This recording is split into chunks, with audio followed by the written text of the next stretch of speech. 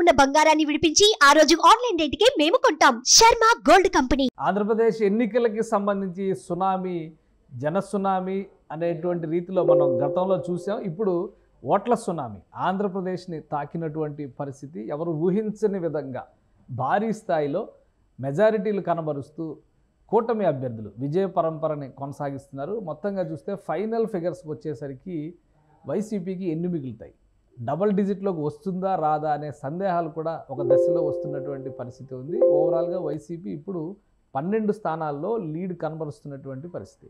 So final figures ఎక్కడికి settle అవుతాయి, official figures official లెక్కల ప్రకారం చూస్తే కూడా ఓవరాల్ లీడింగ్ నియోజకవర్గాలు అలానే గెలుపొందినటువంటి నియోజకవర్గాల సంఖ్యను బట్టి చూస్తే 134 స్థానాల్లో టీడీపీ అభ్యర్థులు ప్రస్తుతం గెలుపొందినవి, అలానే లీడ్లో ఉన్నటువంటి స్థానాలు మొత్తం 134 కనిపిస్తున్నాయి. అందులో అఫీషియల్గా డిక్లేర్ చేసినవి 19 స్థానాలు, 115 స్థానాల్లో టీడీపీ అభ్యర్థులు లీడ్లో ఉన్నటువంటి పరిస్థితి. ఇక కూటమిలో ప్రధాన భాగస్వామిగా ఉన్నటువంటి జనసేన 21కి 21 గెలిచేటువంటి పరిస్థితి కనిపిస్తుంది. 4 ఇప్పటికే డిక్లేర్ అయిపోయినాయి గెలుపులకు సంబంధించి. ఇక 17 స్థానాల్లో లీడ్ కనిపిస్తున్నటువంటి పరిస్థితి. భారతీయ జనతా పార్టీ కూడా అద్భుతమైనటువంటి పర్ఫార్మెన్స్ చూపించింది. ఎక్కడా సర్వే రిపోర్ట్లో ఎక్కడా కూడా అంతు చిక్కలేదు, అన్ని సీట్లు గెలుస్తుందా లేదా అనేటువంటి అనుమానం ఉండింది. అలాంటి పరిస్థితుల్లో 8 స్థానాల్లో గెలుపు తీరాలకు చేరేటువంటి అవకాశాలు కనిపిస్తున్నాయి. ఇప్పటికే ఒక స్థానం డిక్లేర్ చేశారు, మరొక 7 చోట్ల భారతీయ జనతా పార్టీ అభ్యర్థులు ముందంజలో ఉన్నారు. ఇక వైఎస్ఆర్సీపీకి సంబంధించి ఇప్పటివరకు ఒక్క సీటు కూడా దక్కలేదంటే ఆశ్చర్యకరమైనటువంటి పరిణామంగా చూడాల్సి ఉంటుంది. ఎలక్షన్ కమిషన్ ఆఫ్ ఇండియా ఇస్తున్నటువంటి అఫీషియల్ డేటా ప్రకారం ఒక్క సీటు కూడా గెలుపు డిక్లరేషన్ ఇంకా జరగలేదు. 12 చోట్ల లీడ్లో ఉన్నారు. బహుశా పులివెందుల ప్రకటన కాసేపట్లో జరిగేటువంటి అవకాశం ఉంది. జగన్మోహన్ రెడ్డి గెలుపుకు సంబంధించి అధికారిక ప్రకటన. సో ఎలక్షన్ కమిషన్ ఇచ్చినటువంటి అఫీషియల్ డేటా ఇది. మొత్తం 175 నియోజకవర్గాల పరిస్థితి. ఇక లోక్సభ నియోజకవర్గాల్లో కూడా 21 చోట్ల కూటమి అభ్యర్థులు ముందంజలో ఉన్నటువంటి పరిస్థితి. దానికి సంబంధించినటువంటి డిక్లరేషన్స్ ఇంకా స్టార్ట్ కాలేదు, ఎందుకంటే లోక్సభ నియోజకవర్గాలకు సంబంధించి పెద్ద ఎత్తున లెక్కింపు జరుగుతున్నటువంటి పరిస్థితి ఉంది కాబట్టి. సో ఓవరాల్గా ఆంధ్రప్రదేశ్లో ఎన్నికల ఫలితాలు ఏ విధంగా ఉన్నాయి, ప్రజల నాడిని పసిగట్టేటువంటి క్రమంలో చాణక్య స్ట్రాటజీ సంస్థ అనేక సర్వేలు చేసింది. అలానే కూటమి అధికారంలోకి రాబోతోంది, 125 పైగా సీట్లతో ప్రభుత్వం ఏర్పాటు అయ్యేటువంటి అవకాశం ఉందని పదే చెప్పింది. చాణక్య స్ట్రాటజీస్ CEO ముఖేష్ మనతో ఉన్నారు. ఈ ఫలితాలపైన ఆయనతో విశ్లేషణ చూద్దాం. ముఖేష్ గారు, ఎలా ఉంది ఓవరాల్గా మీరు వేసినటువంటి అంచనా, అట్ ద సేమ్ టైం ఇప్పుడు వస్తున్నటువంటి ట్రెండ్? మనం యాక్చువల్గా ఎలక్షన్స్ పోలింగ్ రోజు నుంచి కూడా సైలెంట్ ఓటింగ్ బాగా జరిగింది అని అనుకుంటూ వస్తూ ఉన్నాం. అంటే మేము అంచనాలు వేసిన దాంట్లో సైలెంట్ ఓటింగ్ ఒకవేళ 70% 30% షిఫ్ట్ అవుతాయి, 70% టీడీపీ కూటమికి వెళ్తే 30% వైసీపీకి వెళ్తే 120 స్థానాల వరకు వస్తుంది అనుకున్నాం.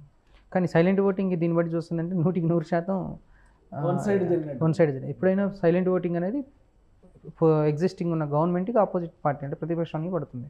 ఇక్కడ ప్రతిపక్షం కూటమి ఉంది కాబట్టి దీంట్లో సక్సెస్ అయ్యారు. ఇంకొకటి ఏంటంటే ఈ విజయం తెలుగుదేశం పార్టీ విజయం అనడం కన్నా పవన్ కళ్యాణ్ విజయం అని చెప్పాలి. పవన్ కళ్యాణ్ విజయం ఎందుకంటే చంద్రబాబు నాయుడు అరెస్ట్ దగ్గర నుంచి కూడా పవన్ కళ్యాణ్ అడుగులు ఒక్క వ్యతిరేక ఓటును కూడా పక్క పార్టీకి పోకుండా, ఈవెన్ షర్మిలా కాంగ్రెస్లో యాక్టివ్ అయినప్పటికీ కూడా ఒక్క వ్యతిరేక ఓటు బ్యాంకును కూడా పక్క పార్టీకి పోకుండా పూర్తిగా తనని కన్సాలిడేట్ చేసుకోవడంలో కూటమి బాగా కలిసి పనిచేసింది అనుకో. ఇంకొకటి ఏంటంటే ఆ రోజు మనం డిస్కస్ చేసుకున్న దాని ప్రకారం ఒక సంక్రాంతి పండుగలాగా ఓటింగ్కి వెళ్ళారు. మీతో నేను చెప్పా, ఓటింగ్కి వెళ్ళారు వాళ్ళ ఇంట్లో, అంటే గ్రాడ్యుయేట్స్ కంప్లీట్ చేసుకున్న పిల్లలు సంక్షేమ పథకాలు వస్తున్న వారి ఇంట్లో తల్లిని మోటివ్ చేసుకొని ఓటింగ్ వేయించారు అని మనం చెప్పుకున్నాం. ఈరోజు 100% అది వాస్తవం. ఈరోజు పోలింగ్ మెజారిటీ చూస్తుంటే ఎప్పుడూ గెలవని నియోజకవర్గాలు కూడా ఈరోజు టీడీపీకి భారీ మెజార్టీతో, గోరంట్ల బుచ్చయ్య చౌదరి గారికి 60-70 వేలు, ఆదిరెడ్డి వాసుకు ఒక 70 వేలు, అంటే అంత మెజార్టీలు వాళ్ళు కూడా ఊహించుంటారు బహుశా. చూడండి అంటే. అండ్ ఇక పవన్ కళ్యాణ్ విషయానికి వస్తే ఏంటంటే తను చేసిన ఉద్యమం అనేది ఇక ఆంధ్రప్రదేశ్లో ప్రతి ఒక్క ఓటర్ని కదిలించిందని అనాలి. మొన్న ఒక స్టేట్మెంట్లో ఇందాక నేను ఒక వీడియో చూసాను. అవును, పవన్ కళ్యాణ్ యాక్చువల్గా కొన్ని మాటలు చెప్పారు. కూటమి ఫామ్ అయిన తర్వాత తీవ్రమైనటువంటి విపరీతమైనటువంటి వ్యతిరేకతను ఎదుర్కొంది పవన్ కళ్యాణ్. సీట్ల డిక్లరేషన్ తర్వాత మరింత రెట్టింపు వ్యతిరేకతని ఆయన ఎదుర్కొన్నారు. ఆ సందర్భంలో కొన్ని మాటలు పవన్ కళ్యాణ్ చెప్పారు. ఎందుకంటే పవన్ కళ్యాణ్ వేసేటువంటి ప్రతి అడుగు కేవలం జగన్మోహన్ రెడ్డిని ఓడించడానికే లేదా జగన్మోహన్ రెడ్డి పార్టీని సాగనంపడానికే అనేటువంటి చర్చ రాష్ట్రంలో విస్తృతంగా జరిగింది. అయితే పవన్ కళ్యాణ్ ఒకటే ఎజెండాతో ముందడుగు వేస్తూ వచ్చారు. రాష్ట్రంలో ఉన్నటువంటి పరిపాలన విషయంలో ఆయనకు ఉన్నటువంటి అనేక అభ్యంతరాలను ప్రస్తావిస్తూ ఖచ్చితంగా వైసీపీని ఓడించాలనేటువంటి పిలుపు ఆయన ఇచ్చారు. ఈ సందర్భంలోనే కూటమితో కలిసేటువంటి క్రమంలో సీట్ల సర్దుబాటు విషయంలో అనేక విమర్శలు, అనేక ఒక రకంగా చెప్పాలంటే దాడులు ఎదుర్కొన్నారు. ఆయన కుటుంబ పరంగా కావచ్చు, వ్యక్తిగతంగా కావచ్చు, ఆయన పర్సనల్ అంశాలపైన కూడా విపరీతమైనటువంటి మాటల దాడి జరిగినటువంటి పరిస్థితి ఉంది. ఆ సమయంలో పవన్ కళ్యాణ్ రియాక్షన్ కూడా అద్భుతంగా ఉంది. ఆ రోజుల్లో చూసిన వాళ్ళు కూడా చాలామంది అనుకున్నారు, అంటే ఇంత వ్యతిరేకత, ప్రతికూలత ఉన్న సమయంలో కూడా పవన్ కళ్యాణ్ నిబ్బరంగా రాజకీయాలు నడిపించారు. ఆ సందర్భంలో ఆయన ఏమన్నారో ఒక్కసారి విందాం. ఆ తర్వాత ముఖేష్ గారు దాంతో అనలైజ్ చేస్తారు, చూద్దాం. జీవితం అంటే నువ్వు ఊహించుకొని జరగటమే కదా. పవన్ కళ్యాణ్ 2 చోట్ల ఓడిపోతాను ఊహించుకోవాలి, జరిగింది కదా కదా. అలాగే 151 సీట్లు వచ్చిన వైసీపీ 15 సీట్లకు రాదని కూడా జరగచ్చుగా. మరి అత్యాశగా 0 వస్తాయని నేను చెప్పట్లా.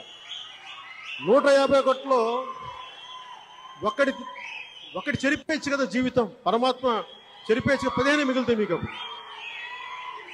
అప్పుడు పాండవ సభ ఎలా ఉంటుంది అప్పుడు చూపిస్తాను నేను. మన కౌరవ సభ చూపించారు కదా, అప్పుడు పాండవ సభ ఎలా ఉంటుందో చూపిస్తాను. మీరు ధర్మంతో పెట్టుకున్నారు, మీకు చూపిస్తాను. రైట్, ఇది పవన్ కళ్యాణ్ చెప్పినటువంటి మాటలు. ధర్మంతో పెట్టుకుంటున్నారు, పాండవ సభ ఎలా ఉంటుందో చూపిస్తాను, 151లో ఒకటి చెరిపేస్తే 15 మిగులుతాయి. ముఖేష్ గారు ఏ విధంగా చూడాలంటే ఆయన కాన్ఫిడెన్స్ లెవెల్స్ కింద మనం దాన్ని అభివర్ణించాలా, లేదా పవన్ కళ్యాణ్ ముందుగానే రాజకీయ పరిణామ క్రమాన్ని అంచనా వేశారని చెప్పి అనుకోవాలా? ఎప్పుడైతే అది అంటే ఇప్పుడు ప్రస్తుతం మీరు వింటున్నారు, కానీ ఆంధ్రప్రదేశ్లో ఎప్పుడైతే ఆ ప్రజాభవన్ని కూల్చివేయడం, అన్నా క్యాంటీన్లను ధ్వంసం చేయడం, తర్వాత అభివృద్ధి లేకుండా రాష్ట్రాన్ని నడిపించడం, ఇవన్నీ చూసినప్పుడు ఏంటంటే ఆంధ్రప్రదేశ్ ప్రజలు ముందే డిసైడ్ అయిపోయారు. ధర్మంతో పెట్టుకున్నారన్నమాట 100% ఏంటంటే వన్ సైడ్. ఇప్పుడు ఓన్లీ ఈ రిజల్ట్స్ ఈరోజు భారతదేశానికి అంతా కూడా ఒక ఉదాహరణ. ఇంకా అన్ని రాష్ట్రాలకు it is a good lesson. కానీ అంటే ఒకటి, ఇప్పుడు 134 సీట్ 144లో పోటీ చేసి 134 గెలిచినటువంటి తెలుగుదేశం పార్టీకి ఎక్కువ గొప్ప విజయం అనుకోవాలా? 100%. ఎందుకంటే మొదటి రోజు నుంచి కూడా ఈ భారాన్ని మోస్తూ ఖచ్చితంగా కూటమి కట్టాల్సిందే అనేటువంటి విషయాన్ని పదే చెబుతూ వచ్చినటువంటి పవన్ కళ్యాణ్ది గొప్ప విషయం. అంటే నేను సీరియస్ చెప్పాలంటే ఈస్ట్, వెస్ట్, కృష్ణ, గుంటూరు, పైన ఉత్తరాంధ్ర, ఈ జిల్లాల్లో క్లీన్ స్వీప్ చేయడంలో పవన్ కళ్యాణ్ పాత్ర ఎక్కువ.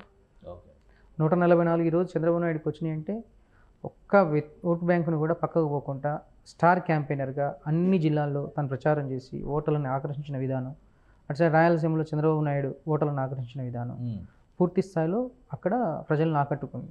చూడండి, Krishna, Guntur clean sweep. Almost మొత్తం అన్ని Krishna, Guntur clean sweep, west Godavari west clean sweep, అక్కడ ఒక కాన్స్టిట్యున్సీ వచ్చినట్టుగా ఉంది.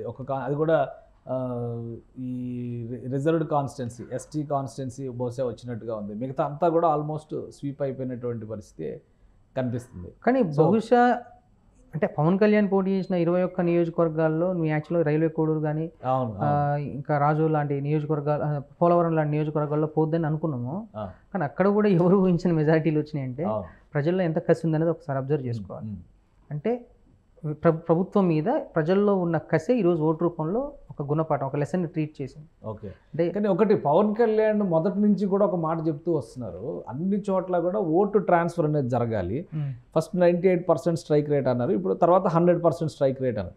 సో ఆయన అంచనా కరెక్ట్ కన్వర్ట్ చేయడంలో ఎవరిది? ఇప్పుడు జన సైనికులు కూడా పవన్ కళ్యాణ్ అంటే ప్రతిపక్షం. ఇప్పుడు పవన్ కళ్యాణ్ స్పీచ్లు మీరు వినుంటే ప్రతి 10 నిమిషాలు మాట్లాడిన దాంట్లో 9 నిమిషాలు ప్రభుత్వం వల్ల జరిగే నష్టాలని ప్రజల్లోకి తీసుకెళ్లడంలో సక్సెస్ అయ్యాడు. దానివల్ల ఒక్క ఓటు కూడా అతనికి వేయకుండా ఉండాలి అని ఒకటి, అంటే ఆ విధానాన్ని ప్రజల్లోకి తీసుకెళ్లడంలో ఆయన బాగా సక్సెస్ అయ్యాడు. అంటే చూసిన వాళ్ళకి, అనలిస్టులకు, వీళ్ళకి ఏమనిపించింది అంటే ఎప్పుడు జగన్మోహన్ రెడ్డి తిడతాడు అది ఇది అనిపించింది. కానీ తను మాట్లాడిన ప్రతి మాట కూడా ప్రజల కోసం, ప్రజల సంక్షేమం కోసం అనేది ప్రజలు గుర్తించి ఈరోజు వాళ్ళ అభ్యర్థులందరినీ కూడా ఒక భారీ మెజార్టీతో, అంటే ఎవరు ఉంచలేదు, ఒక్కొక్కరికి 50,000 60,000 ఏంటంటే ఆ మెజార్టీలు. తెలంగాణలో కూడా చాలా తక్కువ. చూడండి, భారీ మెజారిటీతో గెలిపడం అంటే it is a great, this credit goes to only Pawan Kalyan. ఇంకోటి అసలు ఓవరాల్గా లోక్సభ సీట్ల విషయంలో 2 లక్షల పైచిలకు మెజారిటీ ఉన్నాయి. గుంటూరు కావచ్చు, విజయవాడ కావచ్చు. విజయవాడ కూడా 2,70,000 రీచ్ అయిపోయింది ఆల్రెడీ. రామ్మోహన్ నాయుడు ఆయన శ్రీకాకుళం ఆయన కూడా 2 లక్షలు క్రాస్ అయిపోయారు. లావు కృష్ణదేవరాయ 1,00,000 క్రాస్ అయ్యారు. పురంధరేశ్వర్ బీజేపీ అభ్యర్థి. భారీ మెజారిటీలు దిశగా వెళ్తాం అనేది అంటే ఇక్కడ 2 ఎలక్షన్స్ ఒకేసారి జరిగినాయి కాబట్టి, అంటే మన తెలంగాణలో ఇటు సైడ్ వచ్చేసరికి ఆంధ్ర అసెంబ్లీ ఒకసారి ఇది జరిగింది కాబట్టి అసెంబ్లీలో వచ్చిన రిజల్ట్స్ పార్లమెంట్లో కనపడలేదు. కానీ ఆంధ్రాలో ఏంటంటే అసెంబ్లీ ప్లస్ ఈ లోక్సభ 2 ఒకేసారి వచ్చాయి కాబట్టి ఓట్ అనేది పెద్దగా క్రాస్ అవ్వలేదు. క్రాస్ అవ్వకుండా పూర్తి అసెంబ్లీకి వేసిన వాడి ఇటు బీజేపీ ఇటు సైడ్ పార్లమెంట్కి కూడా వేయడం జరిగింది. And at the same time అసెంబ్లీలో ఎట్లయినా బాబు రావాలని ఒక కోరిక, అంటే తెలంగాణలో మార్పు రావాలని ఎట్లయితే పోయిందో ఆంధ్రప్రదేశ్లో బాబు రావాలని ఒక అంశం అనేది, బాబు రావాలి భవిష్యత్ గ్యారెంటీ ఉన్న అంశం అనేది బాగా నాటుకుపోయింది. ఈ రకంగా చూస్తే ఏంటంటే ఏ రోజైతే చంద్రబాబు నాయుడు బాదుడే ప్రోగ్రామ్ స్టార్ట్ చేసి మీకు ఈ ప్రభుత్వం వల్ల ఇంత నష్టం జరుగుతుంది, మీకు ఇచ్చే ₹1,00,000 చూస్తున్నారు, మీ దగ్గర 2 లక్షలు తీసుకుంటున్నాడని ప్రజల్ని అవేర్నెస్ చేసిన విధానం, ఆయన అరెస్టు తర్వాత పవన్ కళ్యాణ్ చంద్రబాబుని భుజాన మోసుకొని ఒక్క వ్యతిరేక ఓటు బ్యాంకును కూడా నేను తాగనీయను. అండ్ తర్వాత కొన్ని సందర్భాల్లో 151 వచ్చినాయి, 15 రావని గొప్పతనం అనడం, ఈరోజు అదే ఉండొచ్చు. అదే నిజమైనదిగా రియాలిటీలో అదే కనిపించింది. ఆ రోజు సదాస్ అన్నట్టుంది. ఇప్పుడు నాకు ఇంకొక లెక్క ఉంది. 294 నియోజకవర్గాల్లో పోటీ చేసిన ప్రజారాజ్యం పార్టీ 18 సీట్లు గెలిస్తే 21 స్థానాల్లో పోటీ చేసినటువంటి జనసేన పార్టీ 21 గెలిచింది. సో దీన్ని ఏ విధంగా చూడాలి? అంటే ప్రజా వ్యతిరేకత అంటే ఒక్కసారి ఒక్క ఛాన్స్ ఇచ్చి చూడండి అని జగన్మోహన్ రెడ్డి ఆ రోజు 2019 ప్రభుత్వ వ్యతిరేకత 2019లో ఒక ఛాన్స్ ఇవ్వండి అని ఆ రోజు తీసుకున్నాడు. ఒక ఛాన్స్ ఇచ్చి చూశారు. కానీ జగన్మోహన్ రెడ్డి దురదృష్టమో అదృష్టమో చెప్పుకోవాలి, కానీ ఒక 2 సంవత్సరాలు కరోనాలోనే కలిసిపోయింది. కానీ అది సేవ్ చేసింది కరోనాలో కలవడం. ఎందుకంటే ఇప్పుడు ఇంకొక క్వశ్చన్, అంటే మీరు ఇది చెప్పండి, నేను తర్వాత నెక్స్ట్ క్వశ్చన్ అడుగుతా. సరే అది 2 సంవత్సరాలు కరోనాలో పోయింది. అది అదృష్టంగా ఫీల్ అవ్వాలి మరి ఆయన జగన్మోహన్ రెడ్డి. తర్వాత కరోనా కాలం తర్వాత 2022 నుంచి ప్రజలు పరిపాలన చూశారు. పరిపాలన చూసిన మొదటి నుంచి ఏంటంటే అమరావతి రాజధాని మీద పడడం, రైతుల మీద, తర్వాత అన్నా క్యాంటీన్ల మీద, అంటే ఓన్లీ ఆయన ప్రతిపక్షం లేకుండా చేయాలి, తెలుగుదేశం పార్టీని అసలు లేకుండా చేయాలి, వై నాట్ 175 అనే ఒక నినాదం మీద వీళ్ళ మీదనే ఫోకస్ చేసి ఆంధ్రప్రదేశ్ని మర్చిపోయాడు. 1వ తారీఖు బటన్ నొక్కడం, మిగిలిన 29 రోజులు వీళ్ళ మీద ఫోకస్ చేయడం. అట్లా చేసి ఒకసారి వైసీపీ వైఫల్యాల గురించి కూడా విశ్లేషిద్దాం. బట్ ఇప్పుడు ఒక బ్రేకింగ్ వస్తుంది. సుజనా చౌదరి విజయవాడ పశ్చిమ అసెంబ్లీ నియోజకవర్గం నుంచి 46,546 ఓట్ల మెజారిటీతో గెలుపొందారు. వాస్తవానికి పశ్చిమ నియోజకవర్గంలో బీజేపీ గెలవడం అత్యంత క్లిష్టమైనటువంటి అంశంగా పేర్కొంటూ వచ్చారు. కానీ సుజనా చౌదరి సీటు డిక్లేర్ అయినప్పటి నుంచి కూడా స్ట్రాటజిక్గా ముందుకు వెళ్తూ వచ్చారు. అలానే జనసేన పార్టీ నుంచి అక్కడ పోతిన మహేష్ టికెట్ ఆశించారు. తర్వాత బయటకు వచ్చి ఆయన ఎంత రాద్ధాంతం చేశారో కూడా అందరూ చూశారు. కానీ ఎక్కడైతే వ్యతిరేకత ఉందనుకున్నారో అక్కడ ఒక ప్రణాళిక ప్రకారం బీజేపీ అభ్యర్థిగా ఆయన ప్రచారాన్ని మొదలుపెట్టారు. మొదట కొంత ఒక 5-10 వేల ఓట్ల మెజారిటీతో గెలిచే అవకాశం ఉందనుకున్నారు. కానీ 46,546 ఓట్ల మెజారిటీతో సుజనా చౌదరి విజయవాడ పశ్చిమ నియోజకవర్గంలో గెలుపొందడం అనేది ఒక రికార్డుగానే చూడాల్సి ఉంటుంది. అలానే ముఖేష్ గారితో మాట్లాడదాం. ముఖేష్ గారు, ఫస్ట్ ఈ అంశం పైన సుజనా చౌదరి ముఖ్యంగా బీజేపీ గెలిచినటువంటి సీట్లు ఎవరు ఎక్స్పెక్ట్ చేయాల? 7-8 మధ్య ఇప్పుడు నడుస్తుంది. బహుశా ఇంకొక డిక్లేర్ చేస్తారు. ఒక టికెట్ ఒక సీట్ అయితే డిక్లేర్ చేశారు. 7 లీడ్లో ఉన్న అన్ని సీట్లు గెలిచే అవకాశం, ఎందుకంటే అన్నింటిలో 10,000-15,000 పై చిలుకు లీడ్లో ఉన్నారు. సరే, గెలుపు అవకాశాలు ఎక్కువ ఉన్నాయి. యాక్చువల్గా మీరు అన్నట్టు మొదటి నుంచి బీజేపీ ఎప్పుడైతే ఈ టీడీపీతో జత కలిసిందో టీడీపీకి కొంచెం రిమార్క్ అవుద్దని చాలామంది అన్నారు. మేము కూడా అన్నవాళ్ళమే అందులో. అయితే ఇక్కడ బీజేపీ నరేంద్ర మోడీ మేనియాలో ముస్లిం మైనార్టీస్కి సంబంధించి 40% ఓటు చీలకుంటే టీడీపీకి వస్తున్న అంశం మనం చెప్పుకున్నాం. ఎందుకంటే మైనార్టీ మహిళల్లో కామన్ సివిల్ కోడ్ కావచ్చు, త్రిపుల్ తలాక్ విషయం కావచ్చు, ఇవన్నీ కూడా కొంచెం వాళ్ళకి మోడీ పట్ల కొంత సానుకూలత ఉంది కాబట్టి ఓటు చీలకుంటే ఇటు వస్తుందని అనుకున్నాము. అదేవిధంగా అక్కడ నిలబడబోయే క్యాండిడేట్ అభ్యర్థి ఎవరైతే ఉన్నారో ఆ అభ్యర్థి యొక్క క్రెడిబిలిటీని కూడా బేస్ చేసుకొని కొన్ని ఓట్లు చీలే అవకాశం ఉంటుందని డిస్కస్ చేసుకున్నాం. అయితే ఇక్కడ విజయవాడ వెస్టే కాదు, ఇప్పుడు రాజంపేట లాంటి పార్లమెంట్లో 3 లక్షల మంది ముస్లిం మైనార్టీస్ ఉన్నారు. అక్కడ కూడా మిథున్ రెడ్డికి టైట్ ఫైట్ ఇస్తున్నాడు. ఎవరు? కిరణ్ కుమార్ రెడ్డి వర్సెస్ మిథున్ రెడ్డి. పార్లమెంట్లో 20,000-30,000 లీడ్ వస్తుంది. ఇంకా అంటే మైనార్టీస్లు కూడా ఈరోజు జగన్మోహన్ రెడ్డికి వ్యతిరేకంగా ఓటేసారు అనేది ఒకటి క్లియర్ స్పష్టం. అండ్ క్రిస్టియన్స్ సొంత ఓటు బ్యాంకు వాళ్ళు ఎప్పుడైతే వాళ్ళ దాన్ని ఏమంటాం ఫ్యామిలీ ఓట్ బ్యాంక్ అనుకున్నారో ఆ క్రిస్టియన్స్ కూడా ఎస్సీ రిజర్వ్డ్ కాన్స్టిట్యున్సీస్లో మీరు చూస్తే సంప్రదాయ ఓట్ బ్యాంకు కూడా పూర్తి స్థాయిలో కూటమి సైడ్ మొత్తం కోస్తా బెల్ట్ లో గెలిచినటువంటి నియోజకవర్గాలు అంటే ముఖ్యంగా ఉత్తర కోస్తా మొత్తం చూస్తే అవును 2 ఎస్టీ రిజర్వ్ నియోజకవర్గాల్లో మాత్రమే వైసీపీ గెలిచింది, మిగతా మొత్తం స్వీప్ అయిపోయింది. అవును సో అంటే ఇప్పుడు మైనారిటీలో వ్యతిరేకత లేదు. అసలు ఒక విషయం చెప్పండి క్లియర్గా, ఇప్పటివరకు జగన్మోహన్ రెడ్డి గారు ఒక ఫార్ములాని ఈ దేశానికి దిశానిర్దేశం చేసే దిశగా తీసుకెళ్దామని చూసారు. 2 లక్షల కోట్ల రూపాయలు ఖర్చు పెట్టి అమరావతి కట్టాలంటే అది గుదిబండ అవుతుందని చెప్పినటువంటి వ్యక్తి 2,72,000 కోట్ల రూపాయలు బటన్ నొక్కడం ద్వారానే ఇచ్చాను, ఇదే అభివృద్ధి అని చెప్పారు. అవును. సో ఈ అభివృద్ధి నమూనాని తిరస్కరించినట్ట, లేదా జగన్మోహన్ రెడ్డి కంటే ఇంకా బాగా ఇస్తా అన్నారు కాబట్టి వీళ్ళని ఆదరించినట్ట? 100% ప్రజలు దాన్ని తిరస్కరించారని చెప్పాలి. ఎందుకంటే మీరు సూపర్ 6 కార్యక్రమం ఏదైతే చంద్రబాబు నాయుడు అది చూడండి, జగన్మోహన్ రెడ్డి ఇచ్చే పథకాలు చూడండి, 2 కూడా సిమిలర్గా ఉంటాయి, దగ్గరలో ఉంటాయి. కాకపోతే ఏంటంటే ప్రజలు ఒకటే కోరుకున్నారు, సంక్షేమ పథకాలు 2 చేతులతో తీసుకుంటున్న తల్లి వాళ్ళ కొడుకు భవిష్యత్తును కోరుకుంది. మీరు అబ్జర్వ్ చేస్తే అదే ఇంట్లో వాళ్ళ కూతురు కానీ ఇంకెవరున్నా కానీ వాళ్ళ పిల్లల భవిష్యత్తు ఏమైపోతుంది, నాకు ఈరోజు ఒక 50,000 వస్తున్నాయని చూస్తున్నా కానీ నా పిల్లాడికి ఒక 20,000 జీతం వస్తే బాగుండే అని కోరుకుంది. అంటే ఇక్కడ నిరుద్యోగులు ఉద్యోగాల్ని కోరుకున్నారు, ఉద్యోగాలు వాళ్ళ డెవలప్మెంట్ని కోరుకున్నారు.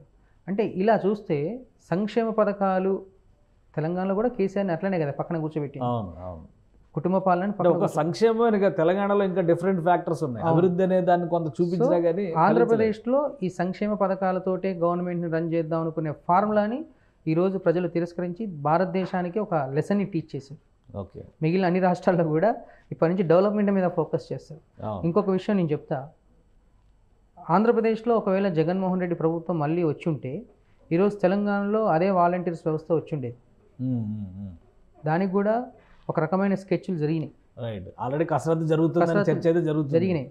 కానీ ఈరోజు అక్కడ అది ఫెయిల్ అయింది కాబట్టి 100% తెలంగాణకు మంచి రోజులు వస్తాయి.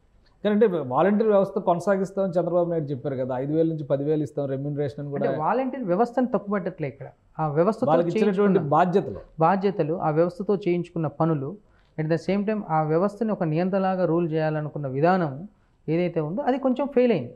ఓకే, ఎందుకంటే మేము ఆల్మోస్ట్ అక్కడ అందరు వాలంటీర్లతో కూడా మాట్లాడినాం కాబట్టి వాళ్ళు చెప్పిన ఇందాక ఒక మీటింగ్లో మన ఇద్దరమే మాట్లాడుకున్నాం, 50% ఆఫ్ వాలంటీర్స్ కూడా టీడీపీకి ఓటేయించారని చెప్పాం. మీతో గుర్తుందో లేదు గతంలో. ఈరోజు అదే జరిగింది. సైలెంట్ ఓటింగ్ అంటే అదే. ఇక్కడ ఒక వ్యవస్థకు భయపడి ఎవరు ఓటు వాళ్ళు తీసుకెళ్ళి ఓటు వేసుకొని వచ్చారు, కానీ ఎవరిని ఇన్ఫ్లుయెన్స్ చేయలేదు. నువ్వు ఎవరికి ఓటేసావని అడగలే, నేను ఎవరికి ఓటేసాని చెప్పలే, వెళ్ళారు ఓటేసుకున్నారు. అసలు ఈ రిజల్ట్ ద్వారా వైఎస్ఆర్సీపీ తెలుసుకోవాల్సినటువంటి పాఠాలు ఏంటి అంటే, గవర్నెన్స్ అంటే ప్రజల్ని పరిపాలించడమా, లేదా వీళ్ళు తీసుకునేటువంటి నిర్ణయాలు, ఇప్పుడు అమలు చేసినటువంటి గత 5 ఏళ్లలో అమలు చేసినటువంటి విధానాలు. ఇందాక మనం డిస్కషన్లో కరోనా టాపిక్ వచ్చింది. కరోనా టైంలో ఆయన ఇచ్చినటువంటి స్కీమ్స్ వలన కొంత సర్వైవ్ అయినటువంటి పరిస్థితి, లేదంటే జస్టిఫికేషన్ చేసుకోవడానికి కూడా కష్టమయ్యేది. అలా ఒక రకంగా కలిసి వచ్చింది కాలం. అయినా కానీ దాన్ని ఉపయోగించుకునేటువంటి పరిస్థితిలోకి వెళ్లకుండా ప్రజలకి ఇబ్బంది కలిగించేటువంటి నిర్ణయాలు, ముఖ్యంగా మౌలిక సదుపాయాల విషయంలో పూర్తిగా ఫ్లాప్ అయింది జగన్మోహన్ రెడ్డి ప్రభుత్వం అనే విమర్శ రహదారి వ్యవస్థ విషయంలో విపరీతంగా ఎదుర్కొన్నటువంటి పరిస్థితి ఉంది. సో వీటన్నిటినీ ఒక ఫెయిల్యూర్ కింద ప్రజలు ట్రీట్ చేశారు అనుకోవాలా? ముఖ్యంగా శాంతి భద్రతల విషయంలో విపక్షాలు చేస్తున్నటువంటి విమర్శలు, వీటిని ఒక క్రైటీరియాగా తీసుకున్నారు అనుకోవాలా? మంచిది. ఇక్కడ జగన్మోహన్ రెడ్డి దీని ద్వారా తెలుసుకోవాల్సిన పాఠం ఏంటంటే, ఫస్ట్ పరిపాలన వికేంద్రీకరణ, అభివృద్ధి వికేంద్రీకరణ, ఈ 2 చేయడంలో 2 ఫెయిల్ అయ్యాడు. మొదటి నుంచి అంటే వైఎస్ఆర్సీపీ ప్రభుత్వం ఏర్పడ్డ మొదటి నుంచి కూడా అటు అసెంబ్లీలో ఇటు బయట చంద్రబాబు నాయుడు కుటుంబాన్ని, పవన్ కళ్యాణ్ కుటుంబాన్ని, చంద్రబాబు నాయుడిని వ్యక్తిగతంగా దూషించి ఒక కక్ష సాధింపు చర్యలకే ముందుకెళ్ళి రాష్ట్రాన్ని పూర్తిగా అభివృద్ధి విషయంలో మర్చిపోయాడనే క్లియర్గా అక్కడ ప్రజల నుంచి వచ్చిన మాట. అసలు ప్రతి ఇచ్చాపురం నుంచి కుప్పం దాకా ప్రతి 10 మందిలో 6 బాబు రావాలని చెప్పారని గతంలో ఎన్నోసార్లు చెప్పాను. చూడండి, అంటే ఇప్పటికైనా ఇప్పుడు చూడండి, డబుల్ డిజిట్ కూడా వచ్చే అవకాశం లేదు. ఇక్కడ మీరు 10 కనపడుతుంది, కానీ నాకు ఇక్కడ లీడ్స్ అంటే ఎక్కడైతే వైఎస్ఆర్సీపీ పార్టీ లీడ్లో ఉందో అక్కడ 500-1000 ఓట్లతో లీడ్లో ఉన్నారు వాళ్ళు. అది ఏదైనా జరగవచ్చు, అది 170కి కూడా పోవచ్చు. సో ఎప్పుడైతే అభివృద్ధిని మర్చిపోయి ఓన్లీ సంక్షేమ పథకాల మీద ముందుకెళ్తారో అక్కడ రాష్ట్రాన్ని కాపాడలేరు అనేది క్లియర్గా అతను నేర్చుకోవాల్సిన విషయం. ఓకే, ఇంకొకటి ఆంధ్రప్రదేశ్లో జరిగినటువంటి ఈ పరిణామాలు, ముఖ్యంగా రాజధాని చుట్టూ జరిగినటువంటి రాజకీయం కానీ, ప్రత్యేక హోదా చుట్టూ జరిగినటువంటి చర్చలు కానీ, కేంద్ర ప్రభుత్వం ఇప్పుడు కేంద్రంలో ఎవరు ఏర్పడతారనే దాని మీద ఒక టఫ్ సిచ్యుయేషన్ కొంతవరకు. ఎందుకంటే 300 సీట్ల వరకు ఎన్డీఏ 300 సీట్ల వరకు వచ్చింది. 220, 230 దగ్గరలో ఐఎన్డీఐఏ ఉంది. So NDA first chance obviously 240 సీట్ల దాకా బీజేపీకి వస్తున్నాయి కాబట్టి అవకాశం ఇచ్చేటువంటి పరిస్థితి ఉంది. ఏమన్నా జాతీయ రాజకీయాలు మళ్ళీ సంకీర్ణాల దిశగా వెళ్ళడానికి అటువంటి స్కోప్ ఏమైనా ఉందా? 100%. ఇప్పుడు యాక్చువల్గా ఒకవేళ ఎన్డీఏ కూటమి అక్కడ 270, 280 వచ్చుంటే చంద్రబాబు నాయుడు కీ పొజిషన్లో ఉండేవాడు. కానీ బట్ ఇప్పుడు ఎన్డీఏ 295, 300 వరకు కూడా పోయొచ్చే అవకాశం ఉంది. కాబట్టి ఈ టైంలో డెసిషన్స్ అనేవి మార్పు ఉండవు. ఎందుకంటే వాళ్ళందరూ కలిసి సమిష్టిగా కూటమి ఏర్పాటు చేసుకొని అది చేశారు. బట్ ఇప్పుడు ఆంధ్రప్రదేశ్కు రెండు ఉపయోగాలు ఉన్నాయి. సెంట్రల్లో కూడా ఎన్డీఏ గవర్నమెంట్ ఏర్పడుతుంది కాబట్టి వాళ్ళు మొదటి నుంచి ఏదైతే ప్రత్యేక హోదాని తీసుకున్నారో దాన్ని ఇప్పుడు ప్రెజర్ చేయడానికి అవకాశం ఉంటుంది చంద్రబాబు నాయుడు. ఎందుకంటే వచ్చిన సీట్లు కూడా చాలా తక్కువ కాబట్టి ఒకవేళ అక్కడి నుంచి రాకపోతే నితీష్ కుమార్, ఇప్పుడు కాంగ్రెస్ కూడా మంచి గట్టిపోయి, ఇండియా కూటమి కూడా గట్టిగానే ఉంది. ఇక్కడ కూడా అంటే ఆంధ్రప్రదేశ్కు ప్రత్యేక హోదా అన్నప్పుడు వాళ్ళు ఇంకో నిర్ణయం ఆల్టర్నేట్ ఆప్షన్ తీసుకునే అవకాశం ఉంటుంది. ఇంకోటి అసలు ఈ పర్ఫార్మెన్స్లో జనసేన పార్టీ 100% రిజల్ట్, టీడీపీ కూడా ఆల్మోస్ట్ 98%, 97% రిజల్ట్ ఉంది. ఒక బీజేపీనే అటు అసెంబ్లీలో 3 కోల్పోయింది, ఇటు పార్లమెంట్లో కూడా 3 కోల్పోయేటువంటి పరిస్థితి కనిపిస్తుంది. ఇంకా సో అంటే ఒక అడ్వాంటేజ్ వీళ్ళ వలన, జనసేన టీడీపీ వలన బీజేపీకే కలిగిందని చెప్పి అనుకోవచ్చు. ఓటు 100% షిఫ్ట్ అయిందని చెప్పుకోవాలి. ఇక్కడ యాక్చువల్గా చాలా మంది విశ్లేషకులు ఏం చెప్పారంటే తెలుగుదేశం అంటే జనసేన పోటీ చేసిన కాడ తెలుగుదేశం ఓట్లు ట్రాన్స్ఫర్ అయినాయి, తెలుగుదేశం పోటీ చేసిన కాడ జనసేన ఓట్లు ట్రాన్స్ఫర్ కాలేదు, మళ్ళీ బీజేపీ పోటీ చేసే కాడ ఈ 2 ఓట్లు కూడా ట్రాన్స్ఫర్ కాలేదన్నారు. కానీ ఈరోజు 8 అసెంబ్లీ సెగ్మెంట్స్లో లీడ్ ఉన్నారంటే ఇక్కడ ఓటు ట్రాన్స్ఫర్ అయింది. బట్ పార్లమెంట్కి వచ్చేసరికి ఏంటంటే అక్కడ సోషల్ ఇంజనీరింగ్ కూడా కొంచెం ఇంపార్టెంటే. కాబట్టి ఆ ఈక్వేషన్స్లో కొంచెం రాయలసీమ ప్రాంతంలో పార్లమెంట్లో కొంచెం దెబ్బపడినాయి. రాయలసీమ మీరు ఎలా అనాలిసిస్ చేస్తారు? 52 సీట్స్లో అసలు ఎంతమంది చెప్పినా కానీ, నేను గతంలో చెప్పా ఇదే మాట, రాయలసీమలో రెడ్లు ప్రభావితం చేసే నియోజకవర్గాలన్నీ కడప కానీ నెల్లూరు కానీ. ఏమండి ఆ రోజు 2019లో ఏ రెడ్లు అయితే జగన్మోహన్ రెడ్డి కోసం రాజశేఖర్ కొడుకు అని ముందుండి ఓట్లు వేయించారో ఈరోజు వాళ్ళ ఓట్లు వాళ్ళు వేసుకొని వస్తారు, ఎవరిని ఇన్ఫ్లుయెన్స్ చేయరని చెప్పారు. వాళ్ళు సైలెంట్గా ఉండడమే, మిగిలిన సామాజిక వర్గాలు సైలెంట్గా పోయి ఓటేసి ఇచ్చారు, ఎవరిని ఇన్ఫ్లుయెన్స్ చేయకుండా. అంటే వాళ్ళకి ఫ్రీగా ఓటేసే హక్కు ఈసారి దొరికింది కాబట్టి వాళ్ళు వన్ సైడ్ చేసినట్టే క్లియర్గా కనిపిస్తుంది. అటువంటి రాయలసీమలో బలంగా ఉండాల్సిన రాయలసీమలో వైఎస్ఆర్సీపీ ఈరోజు ఆ స్థితికి వచ్చిందంటే ఒక స్వయం కృతాపరాధం ఎంత ఉందో స్వయం పరిశీలన చేసుకోవాల్సి వస్తుంది. ఇప్పుడు షర్మిల గారి పాత్ర ఏంటి కాంగ్రెస్ పార్టీ విషయంలో? షర్మిల గారు ఏదో అనుకుంటూ ఉన్నారు కదా, ఏమైంది? ఆ ప్రభావం ఏమన్నా కనిపిస్తుందా భవిష్యత్తులో? చెప్పాలంటే జగన్మోహన్ రెడ్డి ఇప్పుడు తెలంగాణలో బీఆర్ఎస్ పార్టీ అయితే ఏ పొజిషన్లో ఉందో రేపు కాంగ్రెస్ పార్టీ పొజిషను ఆంధ్రప్రదేశ్లో అదే స్థితి, వైఎస్ఆర్సీపీ పార్టీ పొజిషన్ అదే స్థితిలోకి వచ్చి షర్మిల ఏపీపీసీసీకి బాధ్యతలు తీసుకున్నప్పటి నుంచి కాంగ్రెస్ పార్టీని యాక్టివేట్ చేసి భవిష్యత్తులో ఇంకా కొన్ని సంవత్సరాలు అంటే 2 సంవత్సరాల్లోనే కాంగ్రెస్ పార్టీ అనేది పూర్తి స్థాయిలో యాక్టివ్ అవుద్ది. Next elections Congress versus TDP అయ్యే అవకాశాలు ఉంటాయి. Okay, right. కొన్ని బ్రేకింగ్ న్యూస్ చూస్తున్నాం మనం, స్క్రీన్ పైన కనిపిస్తుంది. ఎన్టీఆర్ యూనివర్సిటీ పేరు మార్పుకు సంబంధించి ఒక మతిలేని చర్య కనిపిస్తుంది అక్కడ. టీడీపీ కార్యకర్తలు కొంతమంది doctor YS Rajasekhara Reddy health university అనేటువంటి పేరుని రిమూవ్ చేసి అక్కడ ఎన్టీఆర్ పేరు పెట్టేటువంటి ప్రయత్నం చేస్తున్నారు. వాస్తవానికి ప్రజలు గెలిపించింది ఈ పేర్లు మార్పులు కాదు, బతుకులో మార్పుల కోసం గెలిపించినటువంటి గెలుపు ఇది. కూటమి ఒక సంకల్పంతో కలిసి వచ్చినటువంటి నేపథ్యంలో ప్రజలు ఆదరించారు. దాన్ని తూట్లు పొడిచే విధంగా వ్యవహరించడం అనేది ఏమాత్రం క్షమార్హం కాదు. కాబట్టి సంయమనం పాటిస్తారని చెప్పని ఆశించాలి మనం ఈ విషయంలో. ఎన్టీఆర్ హెల్త్ యూనివర్సిటీ పేరు డాక్టర్ వైఎస్ రాజశేఖర రెడ్డి హెల్త్ యూనివర్సిటీగా మారుస్తూ జగన్మోహన్ రెడ్డి తీసుకున్నటువంటి నిర్ణయాన్ని చట్ట ప్రకారమే సరిచేస్తాం అనేటువంటి మాట ఆ రోజే చంద్రబాబు నాయుడు చెప్పారు. కాబట్టి అధికారంలోకి వచ్చిన తర్వాత ఆ నిర్ణయం ప్రభుత్వం తీసుకునేటువంటి నిర్ణయం అది. ఇక్కడ ఇలాంటి అరాచక చర్యలు చేయడం వలన ఏంటంటే పార్టీకి అప్రదిష్ట, అలానే కొత్తగా ఏర్పడబోయేటువంటి ప్రభుత్వానికి అప్రదిష్ట. కౌంటింగ్ రిజల్ట్స్ రాకముందే ఇలాంటి చిల్లర చేష్టలకు పాల్పడితే కనుక ఖచ్చితంగా దానికి మూల్యం చెల్లించుకోవాల్సినటువంటి పరిస్థితి ఆయా కార్యకర్తలకు కూడా ఉండే అవకాశం ఉంది. దీనికంటే కూడా చాలా ముఖ్యమైనటువంటి అంశాలు చాలా ఉన్నాయి. మెగాస్టార్ చిరంజీవి చంద్రబాబు నాయుడుకి శుభాకాంక్షలు తెలిపారు. అలానే ఆయన మంచి పరిపాలన అందించాలనేటువంటి సూచనని చేస్తూ ఆయన ట్వీట్ కూడా చేశారు. చంద్రబాబు నాయుడు ఆల్రెడీ కేంద్రంలో ప్రభుత్వం ఏర్పాటు చేయబోయేటువంటి క్రమంలో కేంద్రంలో ఉన్నటువంటి నరేంద్ర మోడీ అలానే అమిత్ షాతో కూడా చంద్రబాబు నాయుడు మాట్లాడినట్టుగా ఫోన్ సంభాషణ జరిపినట్టుగా తెలుస్తుంది. ఆయన కూడా అది కూడా క్లారిటీ ఇచ్చారు.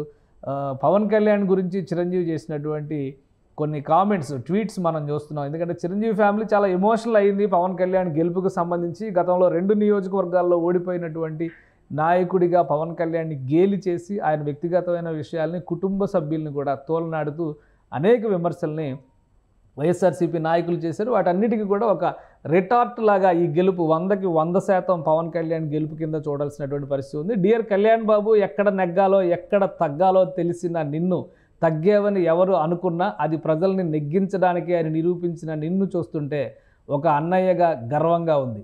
నువ్వు గేమ్ చేంజర్వి మాత్రమే కాదు, మ్యాన్ ఆఫ్ ది మ్యాచ్వి కూడా అని అందరూ కొనియాడుతుంటే నా హృదయం ఉప్పొంగుతోంది. నీ కృషి, నీ త్యాగం, నీ ధ్యేయం, నీ సత్యం జనం కోసమే. ఈ అద్భుతమైన ప్రజా తీర్పు రాష్ట్ర భవిష్యత్తు కోసం, ప్రజల సంక్షేమం కోసం, అలాగే నీ కలల్ని, నువ్వు ఏర్పరచుకున్న లక్ష్యాల్ని నిజం చేసే దిశలో నిన్ను నడిపిస్తాయని ఆకాంక్షిస్తూ, ఆశీర్వదిస్తూ, శుభాభినందనలు. నీవు ప్రారంభించే ఈ కొత్త అధ్యాయంలో నీకు శుభం కలగాలని, విజయం సాధించాలని మనస్ఫూర్తిగా కోరుకుంటున్నాను. ఇది డాక్టర్ కొణిదెల చిరంజీవి గారు చేసినటువంటి ట్వీట్. పవన్ కళ్యాణ్ గెలుపుని ఉద్దేశించి పవన్ కళ్యాణ్ ఫ్యామిలీ మొత్తం కూడా, ముఖ్యంగా నాగబాబు కుటుంబ సభ్యులతో సహా, సోదరీమణులతో సహా కూర్చుని ఆయన వీక్షించారు.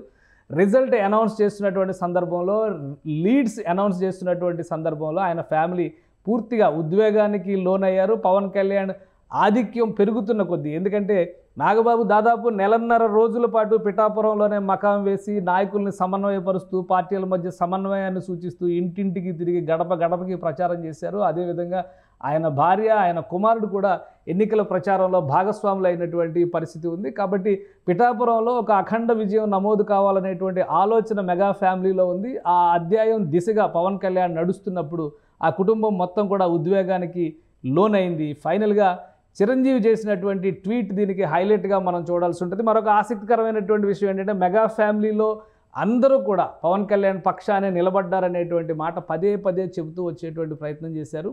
ఒక అల్లు అర్జున్ చేసినటువంటి ఒక చర్య, చివరి నిమిషంలో చేసినటువంటి ఒక చర్య కొంత ఇబ్బందికి గురి చేసినటువంటి పరిస్థితి ఉంది. కానీ అల్లు అర్జున్ మద్దతుగా వెళ్ళినటువంటి ఆయన మిత్రుడు, ఆప్త మిత్రుడు, ఏ మిత్రుడి కోసమైతే అన్నీ త్యజించి ముందుకెళ్ళాడో ఆ మిత్రుడు ఓడిపోయాడు. ఓడిపోయేటువంటి బాటలో ఆయన ఉన్నట్టుగా సమాచారం అందుతుంది.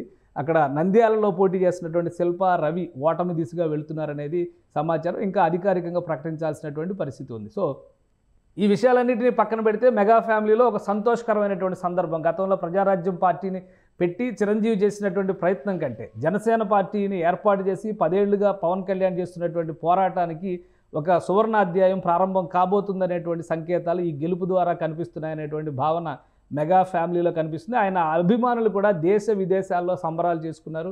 పిఠాపురం నివాసానికి పవన్ కళ్యాణ్ వెళ్ళినటువంటి సందర్భంలో ఆయన కుమారుడు అకీరానందన్, అలానే భార్య యానా లెజినోవా ఆయనకి స్వాగతం పలికారు, ఘన స్వాగతం పలికారు. అక్కడ పెద్ద సంఖ్యలో అభిమానులు కూడా గుమిగూడి ఉన్నారు.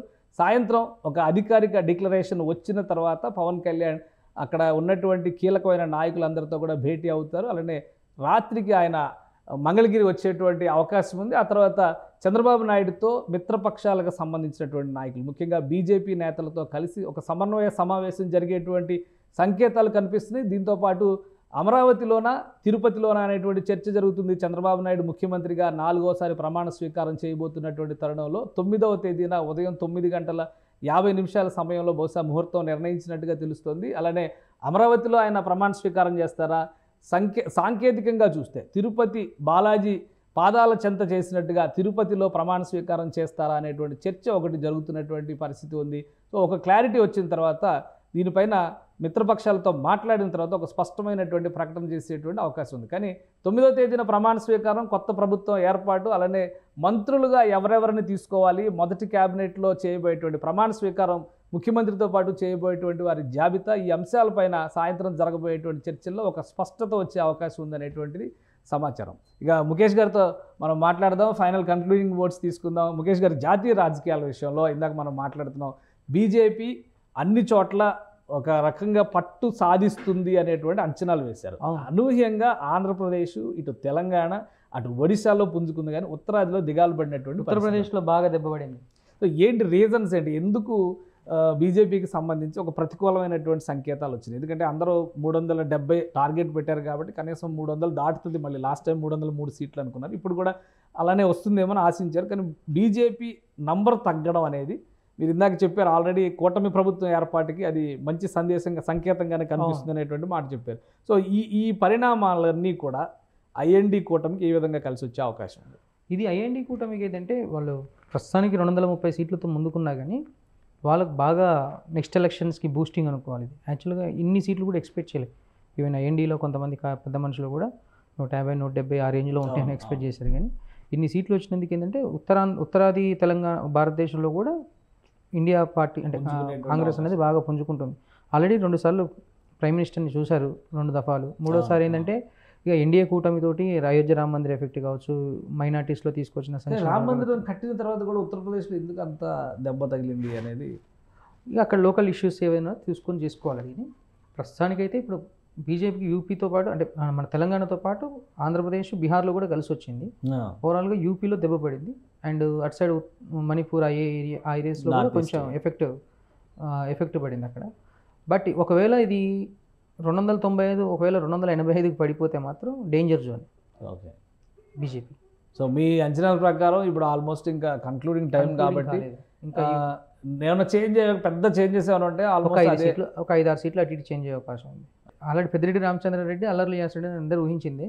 ఒక 2 బూత్లకు సంబంధించిన ఈవీఎం మిషన్లకు సీల్ లేదని కౌంటింగ్ ఆపేసాడంట. ఓకే 3 బూత్లకు సంబంధించి అది మేబీ ఆగిపోయే అవకాశాలు ఉంటాయి. రిమైనింగ్ అంతా కూడా ప్రస్తుతం ఎవ్రీథింగ్ ఈజ్ ఫైన్ అక్కడ. ఓకే, సో సంపూర్ణ మెజారిటీ తోటి ఈరోజు ఆంధ్రప్రదేశ్ ప్రజలు ఊపిరి పీల్చుకున్నారు. రైట్ థ్యాంక్ యూ ముఖేష్ గారు మీ విశ్లేషణ అందించినందుకు. ఇది ఆంధ్రప్రదేశ్లో జరుగుతున్నటువంటి కౌంటింగ్ ప్రక్రియ దాదాపుగా తుది అంకానికి చేరుతోంది.